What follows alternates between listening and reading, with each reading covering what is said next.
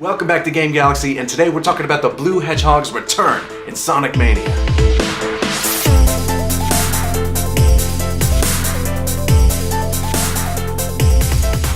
So I feel like as a Sonic fan, I can never fully be satisfied or pleased. Now Sonic Mania is very good, but it's not at all what I expected, and that was a recurring theme I kept experiencing while going through this game. Now, I did not read too much about this game or watch too many trailers ahead of time, and I suppose that's my fault, but that's just the way I am. If there's something I like and it's coming out, I don't like to overwatch trailers or read too much about it because I want to be surprised by it.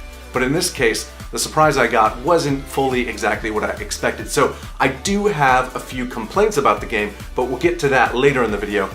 But first off, let's talk about the good. So what is good is that Christian Whitehead, the game's director, and the teams at Pagoda West Games and Headcanon did a perfect job of capturing that Sega Genesis 16-bit style and flavor of Sonic the Hedgehog. Everything down to the movement and feel was perfect, and that is something we haven't had in a very long time. I enjoyed the Sonic 4 games, but the momentum and physics were always a bit off. Same thing with Sonic Generations, which by the way is an amazing and fantastic game, but it still suffered a bit from the wacky physics and momentum. Sonic Mania literally has the feel of the Genesis Sonic games in widescreen and a smooth frame rate. I like the addition of being able to spin up in midair and speedball dash when hitting the ground. You can also use Tails to helicopter you to out-of-reach places by doing a few button presses on the first-player controller. This is a feature previously that was from Sonic 3, but you'd have to have a second human player to do so. So being able to do that from the first-player controller was really cool. Now here's where I have to say I was let down. Because I didn't research this game ahead of time that much before it came out, I was expecting a brand new Sonic adventure with all new levels. But what we got is a bunch of remastered classic levels with only 5 original levels for this game. And that to me was a big letdown. I'm still sad about it. Had I known that ahead of time, I probably would have had a different reaction through playing it, but while I was playing it, I kept frowning in a sense because I was like, yeah, these are cool, they're, redone in widescreen and it's smooth and there's new gimmicks, but they're pretty much the same zones we've seen. It's just like, oh, here's Chemical Plant again, but now in widescreen with a few new gimmicks and a few new pipes.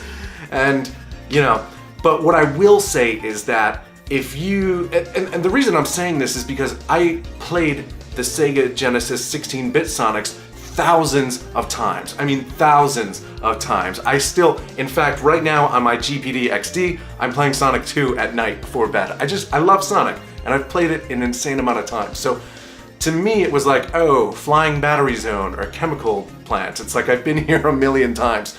But for somebody who hasn't done that, this game then absolutely would be a treat of some of the best 16-bit Sonic levels there are. Particularly the ones from Sonic CD on this collection is good. So that would be fresh in that regard. But here's the thing. Every time I played an original level made for this game, I was so extremely happy because it was new, exciting, and really cool. Some of the things they did with speed and the usual verticality of Sonic stages were just so great. The art as well was completely beautiful. The standout level to me was Act 2 of the Press Garden Zone, where there was like these cherry blossom trees and it just had such a great color palette and great music, I might add as well. And during these levels I was having so much fun and just wishing I had more levels like this. Titanic Monarch Zone was incredible as well. It just took the greatness of those Sonic levels and added game mechanics that heightened the experience and proved 2D Sonic can still be successful today. My other huge complaint is the special stages you enter from lampposts. In Sonic 3 you had a variety of different stages. There was the slot machine gambling one, the capsule toy one, and the weird electric ball one. They were very quick to do and varied. In Sonic Mania, every single special stage at a lamppost was the 3D blue sphere stages from Sonic 3 and Sonic & Knuckles where you did those levels to get the Chaos Emeralds. So those were never super fun, but more of a vomit-inducing necessity to get Chaos Emeralds. Here you just collect silver medals for completing the stage or a gold medal for getting all of the spheres and rings. I assume collecting all the medals will help with unlocks or getting a trophy, but the lampposts are so frequent, I've entered these stages literally every 15 to 20 seconds it felt like, and sometimes I'd get so tired of it I'd just blow past the lamppost or if I'd go into the stage and just jump on a red sphere, because I felt like I was playing these stages more than I was the actual game. Now let's talk about the actual special stages of this game, the ones you do to get the Chaos Emeralds. I don't like these either, and I suppose it was a nod to Sonic R, which is a terrible thing to do, but I understand you need to make these levels challenging, but don't make it a nightmare to control Sonic. It controls like Sonic R and Sonic 2006 had a deformed child, and honestly, on my first playthrough for this review, I did not receive all the Chaos Emeralds, and I'm gonna try again on a future playthrough, but this also means I didn't see the actual final stage and the real ending to this game just yet, so maybe I just suck at it, but I found it extremely frustrating to control and play.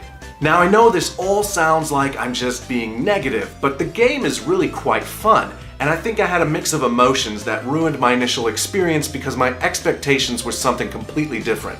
I think in time I'll learn to enjoy this more, and for anybody that hasn't played the classic Sonic games over and over like I have, I highly do recommend it, but I also have to recommend that you do play the classic Sonic games, and I have to be honest, I would suggest you play those before Sonic Mania. I completed the game with Sonic and Tails, which then unlocked Knuckles, which of course has his own version of the story, and that's made the game more fun for me as well because Knuckles is my favorite character from the Sonic franchise, and it was really cool to go through the original Green Hill Zone as Knuckles, I must say. So, all I can say is that, I'm gonna be trying to play through this again and get the real true ending to the game, and that in essence, Sonic Mania is actually a really great Sonic experience despite all of my complaints.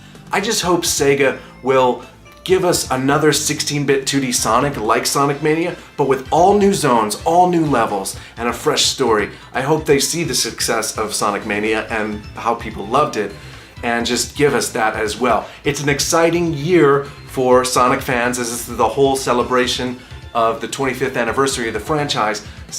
Sonic Mania was created by independent developers, and Sonic Team is going to be giving us their new game this November in Sonic Forces, and I'm excited to see Sonic Forces because it looks like it's continuing in the same vein as Sonic Generations, which has a little bit of that 2D and 3D hybrid mix of the games. And from what I've seen, again, I don't read too much, but from what I see from the trailer, it looks like all new zones, new story.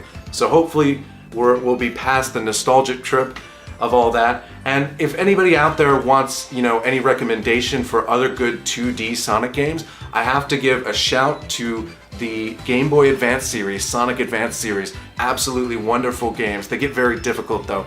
So, guys, exciting times to be a Sonic fan. I think Sonic Mania proves that whether you have a 3D game or a 2D game, if it's a great game, man, it has a place in 2017, and it's absolutely wonderful to see this. And you know what? As much as I sat here and complained and moaned, I'm so excited that there are new players out there that are probably going to pick this up and experience what fun 16-bit style Sonic is. And I hope that ignites a fire in the youth of the world to go back and experience a love for these kind of games, because you obviously know I am someone who's so passionate about it. So thank you so much for watching. Let me know if you played Sonic Mania, if you liked it, if you're gonna get it, and how you feel about Sonic Forces. I'm excited. So thanks so much for watching. I'll see you guys later.